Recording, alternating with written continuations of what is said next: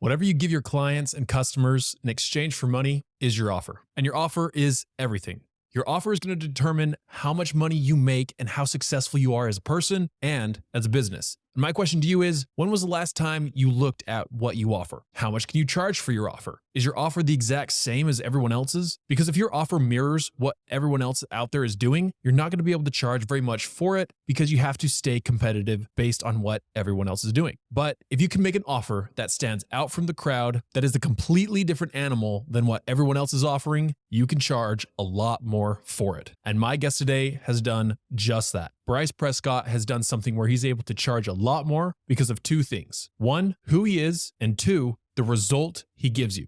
In this episode, Bryce explains why having an extremely expensive offer is going to give you a competitive advantage over your competition. But you don't just need the expensive one. You need different tiers of your offer that work together. Because when you set them up so they work together, you will sell more of your product and service to more people. He goes over how selling the result of what you offer is what is actually going to make people take you up on it. Because that is what everyone is after, the end result. They don't care exactly how things get done. They just want to know that it will be done well and in a timely manner. So through this episode, think about what you're offering and apply everything we're talking about today into your offer and how you could improve your offer. All that and more coming up on this episode with Bryce Prescott. This is Utah Hustlers, a podcast on how to build your business to $10,000 a month. My name is Skyler Beindorp. I'm an entrepreneur just like you, and it's my mission to help you achieve success, happiness, and freedom on your own terms.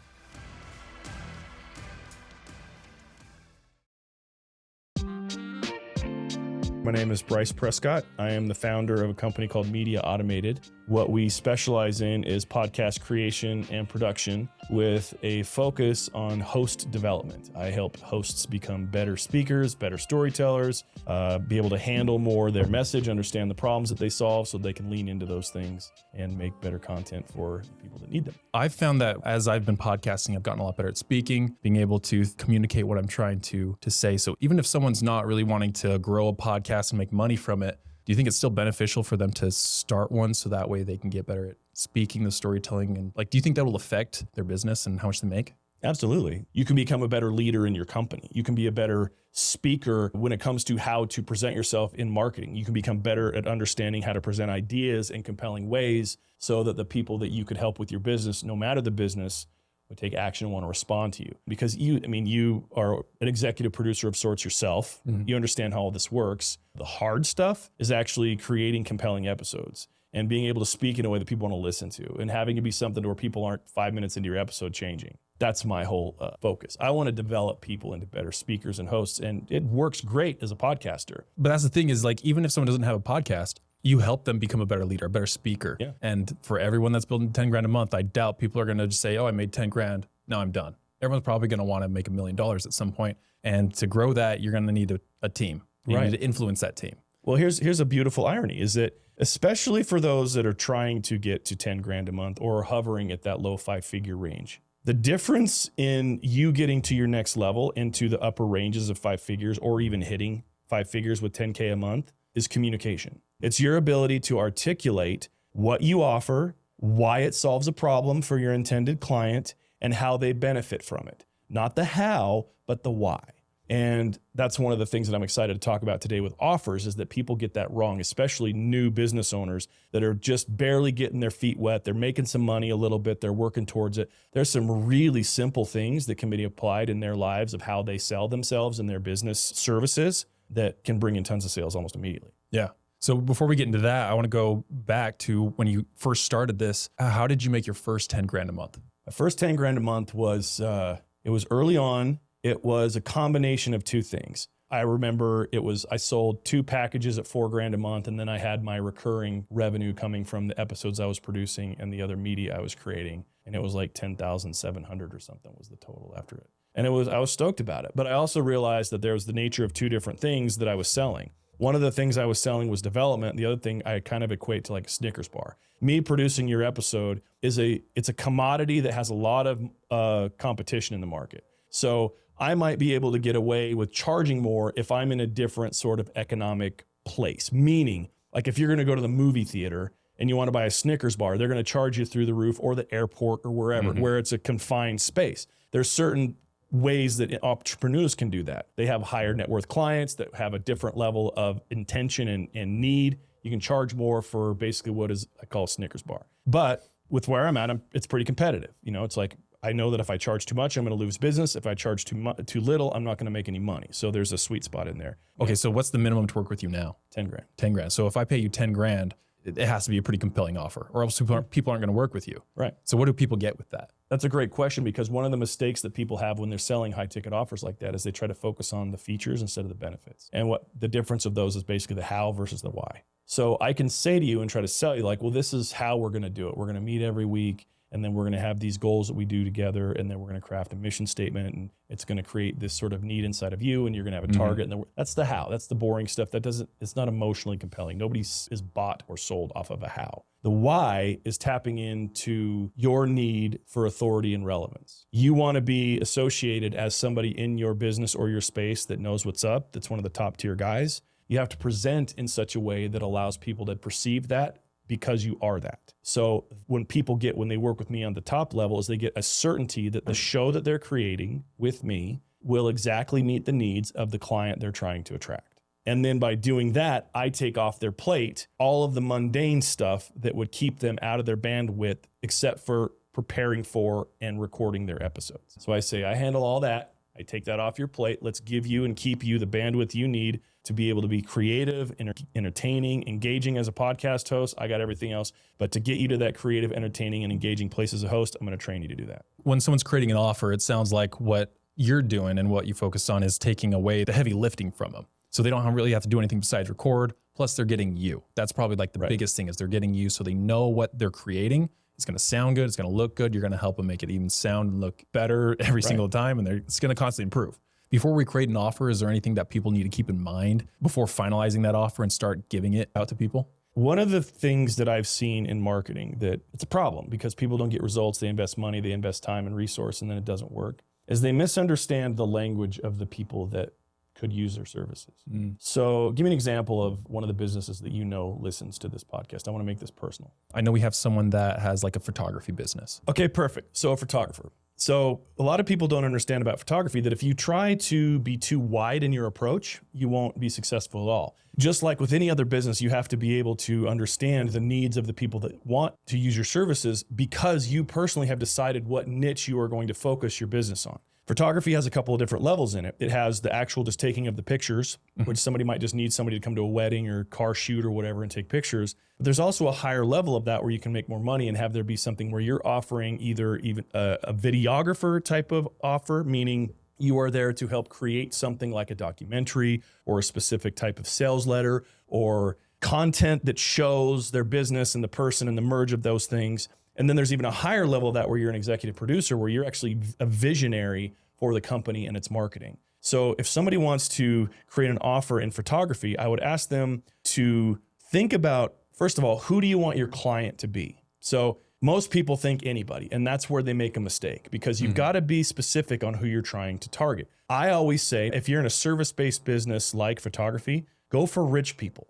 They pay better. So find out who you're trying to serve, okay? Then from there, you need to understand, quite simply, the three-pronged approach to the problem that you can solve for your ideal client. There's an external problem that you solve, there's an internal problem that you solve, and there's a philosophical problem that you solve. So the internal problem that somebody would solve, if you have a client that just is feeling some anxiety about making sure that they get the right representation of whatever it is they're doing. I want to make, I really want to make sure those pictures make my company look good. They make me look good. They make whatever. They feel anxiety. You want to relieve their emotional state with your offer. And you need to communicate that you can take that off their plate. You want to relieve their burden. You want them to feel at ease about what's happening. We've got you. We'll take care of it, whatever. You alleviate that for them. The second part of that problem is an external problem. The external problem is this dude doesn't have a camera. He doesn't know how to work a camera. He could never do it himself. He doesn't have the people even in his orbit to understand what that means. And so you are then providing externally a service for that.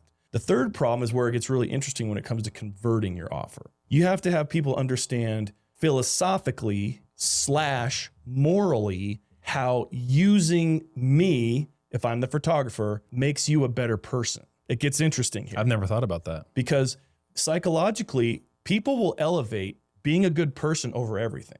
Truly. Like if somebody thinks making money is evil, they will never make money because they have to be a good person in their mind. So what you have to do is say like, look, you are not representing yourself best if you use inferior photography. You are doing yourself and the people in your orbit and the potential clients that need your service. These people could have their problem solved if they used your service. I'm here to help magnify that through my photography and videography. You're a better person if you use my stuff. Now, you don't just come out and say it that way. You have to be very deliberate in your language. But when you can turn their choice to use you into a philosophical or moral dilemma, you will never run out of business because of how predictable humans are relative to their morality. They always want to see themselves as a good person. Now, there's a whole way to do that we don't have time to go into, but I just like planting that seed. If you're trying to make an offer, make it seem as if they don't use you, they're doing themselves a huge disservice that reflects on them personally. Again, in photography then, we got to know who we're working with,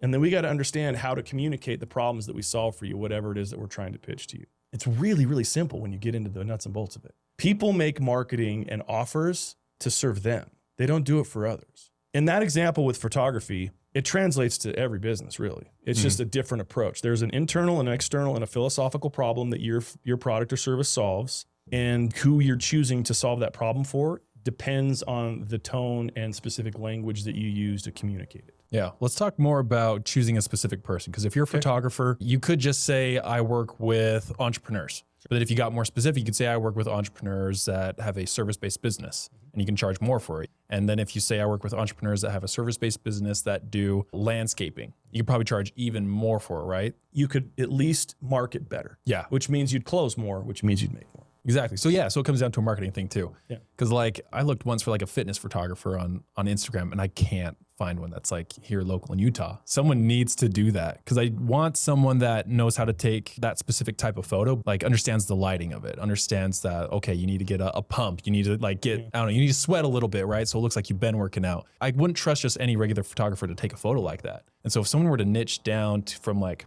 I don't know, just like entrepreneur or to like someone who is a bodybuilder, they're going to be able to charge more for it because it's very specific, and they know they're going to get a good final product after that. Well, the amount they charge is directly connected to the perceived value that they offer client. Let me just kind of speak truth here for a second. Creatives, like photographers and other content creators, they suck at this. Their minds don't work because they're creating in this sort of marketing space very simply. Like they're more in that creative growth. How do I make this look cool? They learn the technical aspect of the editing software and how to take the camera and do the whatever. But when it comes down to like then putting themselves on the other side of it and trying to make it so that their offer and their value is being understood, they're not very good at it. And the ones that actually do really well, the ones like, no, I specifically focus here in gym content as an example. There's a lot of guys that do really dynamic car content where they'll go to these meetups and things and do that and create this stuff. That's another great one as a client, because if a guy has a $400,000 car, I'm pretty sure he's fine to pay you your freight when it comes to that. And probably wants to. You know? Of course, because of the vanity associated with what you've already earned. So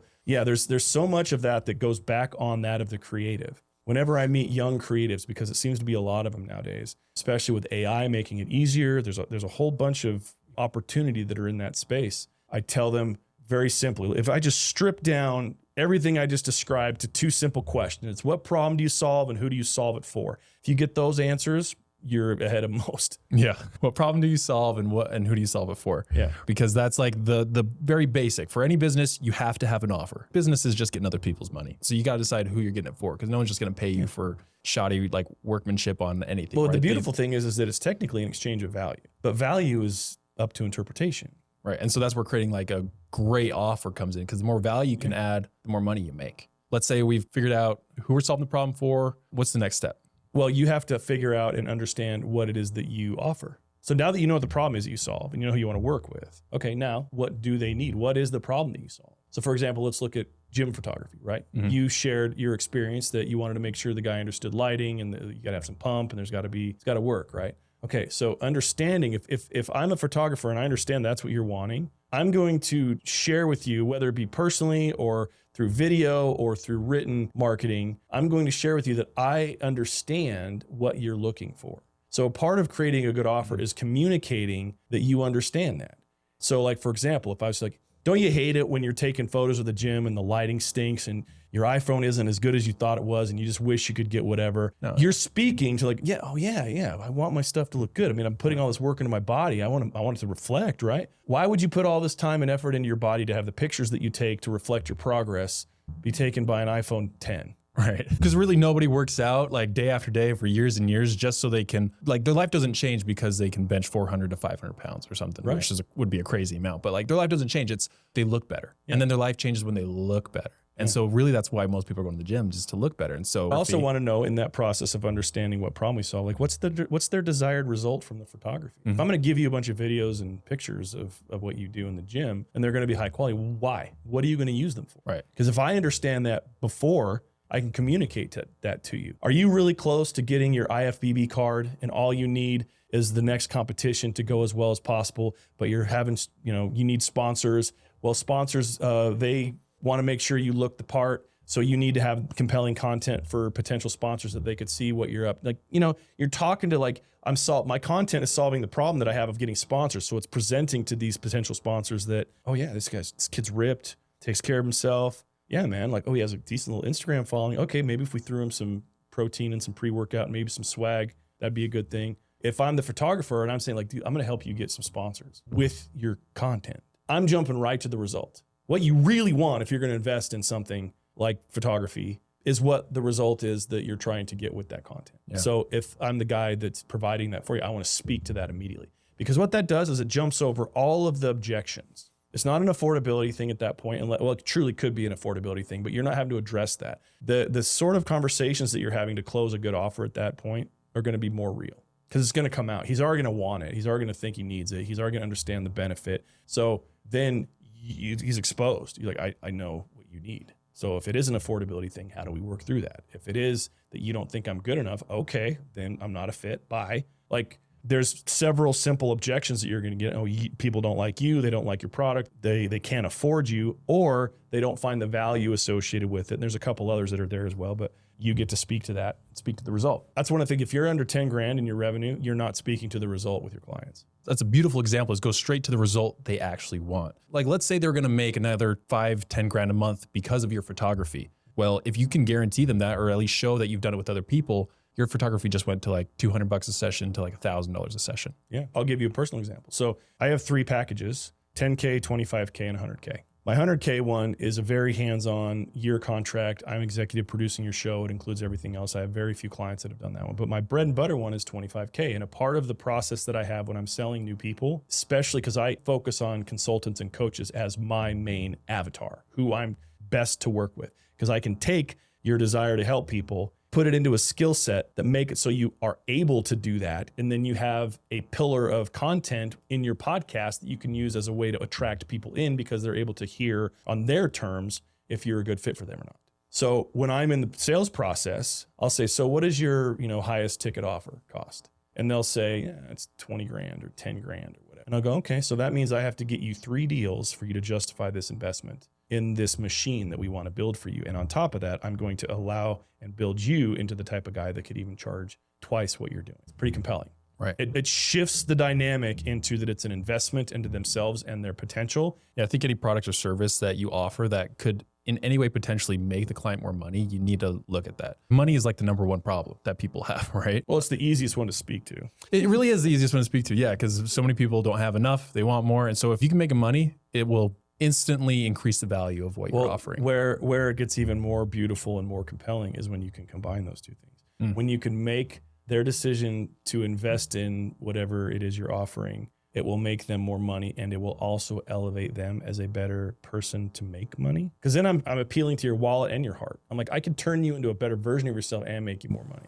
I do the combination of what the features and the benefits are. You have to talk about some of the how. You can't just be in the, if I have a window business, I'm of course going to talk about how I'm going to wash your windows a little bit. Right. But I'm also going to talk about how you're going to be perceived better from your business standpoint. You're going to have a higher reputation because you're going to be seen as clean and your windows are going to be great. And there's all this psychology associated with care when people see clean windows and especially if it was like a restaurant or something like that. Right, exactly. Right? Yes. Perception is always a key part of closing. So you have to tap into people's need to be perceived well. Because if we went back to like the fitness photographer example, it's like you can take photography of people who are bodybuilding who want to be an influencer and they want to do affiliate marketing, that will make them money. Or you could switch that over to the people who are fitness trainers. How many of those are like in Utah? Hundreds, probably thousands. They're all broke. And a lot of them are broke, right? Because they don't understand these things. If your photography came in, made them look amazing, everyone that sees that person say, I want to look like that person. I'm going to work with them instead of the other guy. I want to address something real quick, and I know this isn't the topic of our thing, but I think it's important. The biggest problem that I see isn't this stuff, even though what we're discussing today it's very important. It's tactical, it's strategy, it's understanding marketing and the principles of marketing. There is a massive epidemic in people not believing that they're worth more money. They won't charge more because they get into their head about how, oh, well, this guy's doing, it's a comparison game. They call those limiting beliefs, basically. And there's a very simple breakdown. Every limiting belief is made of three things. It's made of judgment, comparison, and expectation. And when you break apart judgment, comparison, and expectation, one of the key things of each one of those three is opinion. So your personal opinion isn't based in fact. One of the biggest signs of that is when people don't know how to gauge what to charge and they're uncertain. They are just kind of staying out of the game. They don't want to even remotely worry about the idea that they might have some issues going on with their self-confidence and their value, their perceived self-value. And that's why it's so important to be actively engaged and having a better mindset and understanding your relationship with money and all that when you are a business owner. I would invest way quicker in self-development mindset stuff over anything first. Like that's the first investment. You want to get over 10K? Who's the guy at the helm? Invest in him first. And then he'll know better how to use capital resources to add in more products, change your offer, et cetera. Yeah. A business will only be as healthy as the owner and operator of it. 100%. So I totally agree. What are some ways people can add value to their offer? Because if you know what problem you solve and who you solve it for, how do we charge a lot for it, right? Because if we just snap pictures of someone and send them photos, like that's not gonna make as much money as if we snap the photos, edited them, wrote the captions for them, posted them for them, or, there's so many things we could do. Or if someone's like servicing homes, let's say they're a window cleaner, because that's what I used to do. If they were a window cleaner, they could go add cleaning out the rain gutters to it. They could clean out the window wells. Like, is there how much of that do you do before it's not worth it? Or so there's two main sort of paths here when it comes to that, where you can justify a higher cost specific to services like window washing and even photography in a little bit. Photography, there's a lot more pliability because of what the photos would be used for in the result. There's time and quality. So you can charge more for quicker service or better service, or you can really charge through the roof for both.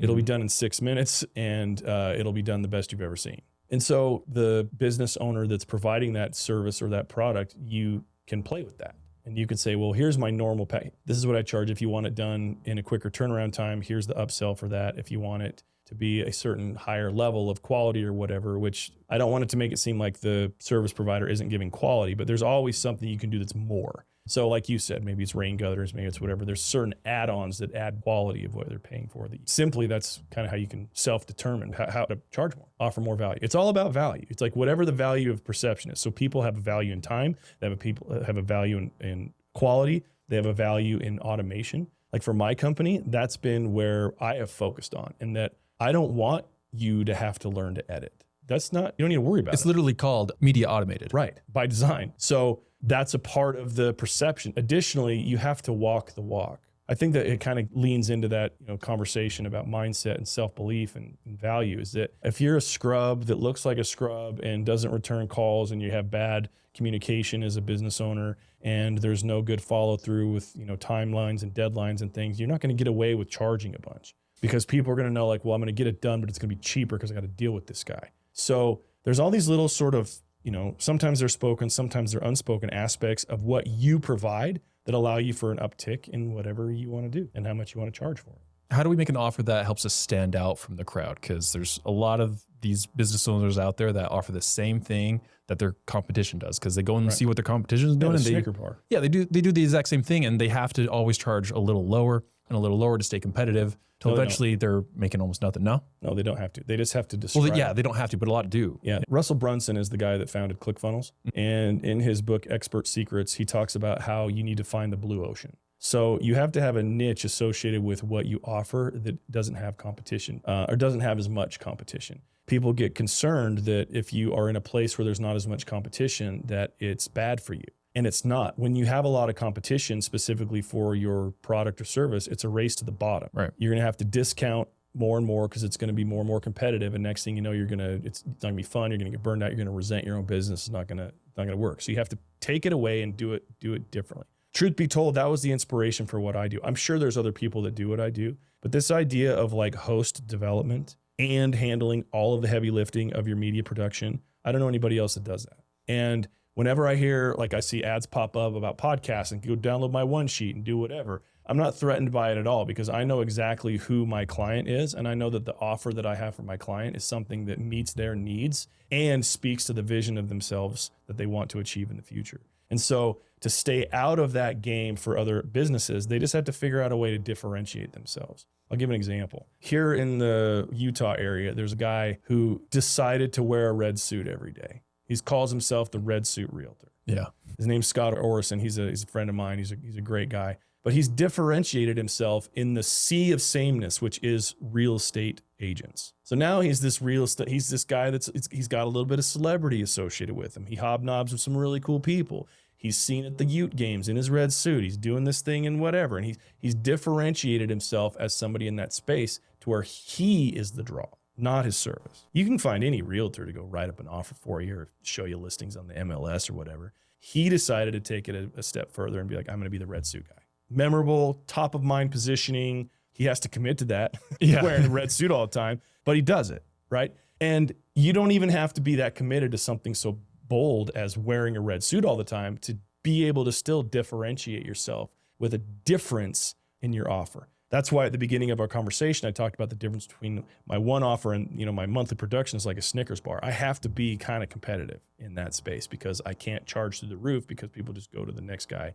that charges it. If somebody wants their episodes handled, I pretty much know that market and I'm right in the middle. And I'm not threatened because of the other parts of my business if somebody doesn't want to work with me and they want to go cheaper. That's on me. I know I'm better. I provide automation. I provide a high level of whatever. That translates to every other business. That translates to window washers, to fitness photographers. It translates to real estate agents. It translates to even industries you might not even consider, like title companies, financial advisors, like all of these service-based industries where you're offering a product that includes an educational piece. Like if I go to a financial advisor, they're going to teach me about the products they have before I buy one or invest in one. So they have to differentiate themselves in a way that makes me trust them. That's one of the beautiful things is that there's no such thing as it's only business. This is one of my personal mantras. If you're crappy as a person, you're going to be crappy in business. If you're good as a person, you're going to be good in business. And eliminating that line, it's just business, bro. Like you will be somebody that will be attracted to the market and will be rewarded by the market. Mm-hmm. So it sounds like if you're able to differentiate yourself a lot,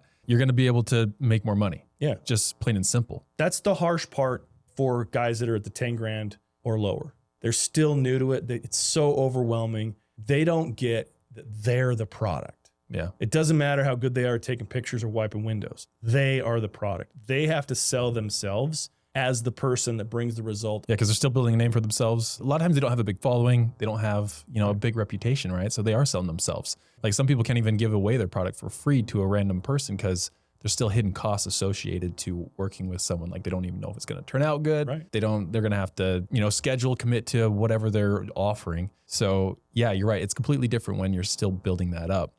So let's go into that more. So like when let's say someone creates their offer, they figured out who they're working with, what problem they're solving, and they've kind of written their whole thing out, niched down. Do they test that offer first? Do they do a discount? Yeah. What do you do with that? Well, it depends on the type of offer that it is, but of course, test it. And the second that you have a buying customer, you at least know you have an offer that works. We don't know how good it works yet. We just know it works. And we don't know the specific variables that made it work. Do people start discounted when they have their offer free or? Yes and no. I don't like using the word discount ever when it comes to business. It's a different value exchange. So for example, let's say you're a social media manager and you want somebody to work with and you just need testimonials. Like you need somebody to say, no, they were awesome. This is what they do. So I wouldn't say, hey man, I'll do it for free.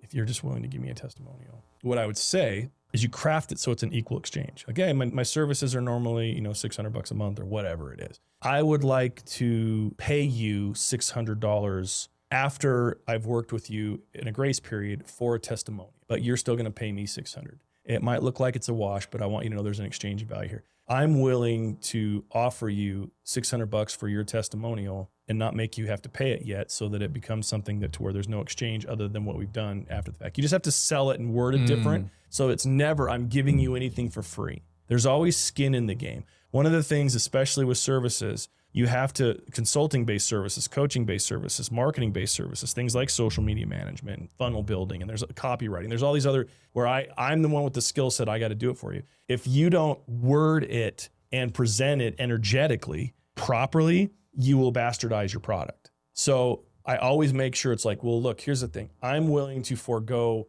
my fee on this in exchange for a testimonial. You don't say you're giving them a discount. You're not saying you're doing it for free. You leave those words out. You want it to be perceived that even if the guy's getting legitimately something that doesn't cost him anything, it's going to cost him his fair and truthful assessment of what he experienced in a testimonial. Yeah. I've made that mistake a lot, whereas like I'll give it for free. I just want feedback and a testimonial, which is good. And it did work, but it's not perceived with any value. So those people that I did for free, they don't become paying clients because they're like, oh, he's brand new. Well, you're stumbling onto something that is a psychological fact. People behave differently when they have skin in the game. That's why offering something for free will bring about people that don't value or respect what they're receiving. And that's not a dig on those people. That's just psychology. That's just how the emotions of humans work. That's why it's important, especially in like consulting and even some of these things we've talked about with like photography and stuff. It's important to have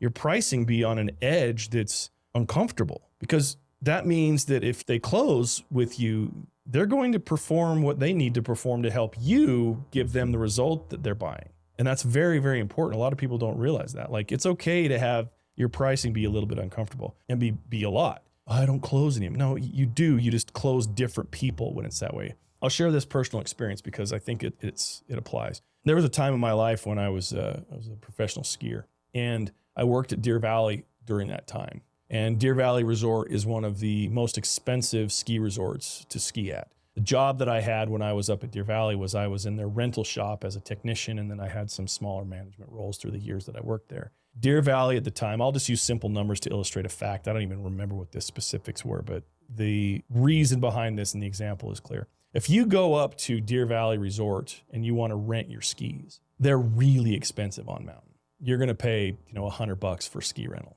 You can, in the valley, Salt Lake Valley, go to the Ski and See or the Dick's or whatever, and you could rent skis and boots and poles for less than $20. But you then have to carry your stuff in your car and everything up to the hill. You got to get it from your car up to the thing, use a ski check, whatever, or you can park and walk straight up, right? So Deer Valley understood a really simple principle in that you're paying for access. You're paying for ease. Now, small-minded people would think, well, dude, they're losing out on so much business. They're only renting one pair of skis where downtown they're doing it 5 times. It's like, exactly. If they can charge $100 for one pair of skis up on the mountain, and I have to charge them $20 per, I have to do 5 times the work, be 5 times exposed on my insurance, have 5 times the number of employees to get the same amount of revenue. So I make way less money because I have all this extra burden, where Deer Valley has it up there and they charge the expensive thing. They don't care if they do only 200 rentals in a day. They just made $20,000 in a day. And the guy down at Ski and See to do $20,000 worth of revenue is going to be the busiest day they've ever had. So there comes a point where, as the business owner, your time freedom matters. And so you have to present a price that allows you to still have a life, but yet still work in the market. In order to know that it works in the market, you have to carve out your little niche of value, have your value be perceived through all of the things we've been talking about today: proper copy, good marketing, understanding a great offer, what you're presenting, sell the result. Sell the result. Always sell the result. And you'll find yourself, you have a business that can actually scale and you can make money doing it. So you have 3 offers. Should everyone create multiple offers, you think? Yes. Or, okay. And here's what's why. the reason for that? Yeah. So pulling up the kimono here a little bit, showing a little behind the scenes. Sure. So I shared with you my 3 offer numbers are $100,000, $25,000, and $10,000, right? The $100,000 offer is what they refer to as an anchor offer. It's a psychological offer that makes you see that the $25,000 offer isn't that expensive. It's because it puts a cap, like, wow, I don't need that one, but this one's 25% of that. Yeah, okay. It's psychology. And the $10,000 offer, I rarely close. 90% of the things that I close are that $25,000 offer. The 10% or the $10,000 offer, I've had people want that offer. I close them on that offer. And then halfway through, it's like, yeah, this is sufficient what I need. I've been working with you. I can't believe I was an idiot. And then they'll upgrade to the difference of what the offer was so they can get access to everything that I provided that one. So having there be an anchor offer, which is usually super expensive, kind of out of the league, like, wow, okay, that's a specific type of client. I'm not that client, but that's cool. It allows the business to have a little bit of prestige associated with their offers because, I mean, I have closed $100,000 offers, but even if I hadn't, the idea that I have one, and if you're a potential client, I'm sharing with you, these are things I can do. It's having your perception of my value and what I can do be different than if I'm like, yo, there's one offer, this is what it is, what are we doing? So have multiple offers, and I think that it's really important to have a visible anchor offer. And something I've noticed is you never know who you're talking to. You never know how much money they have. Right. Like, just because they have 200 followers on Instagram doesn't mean they're not a millionaire. Right. So, and if you didn't have that $100,000 offer, you would have closed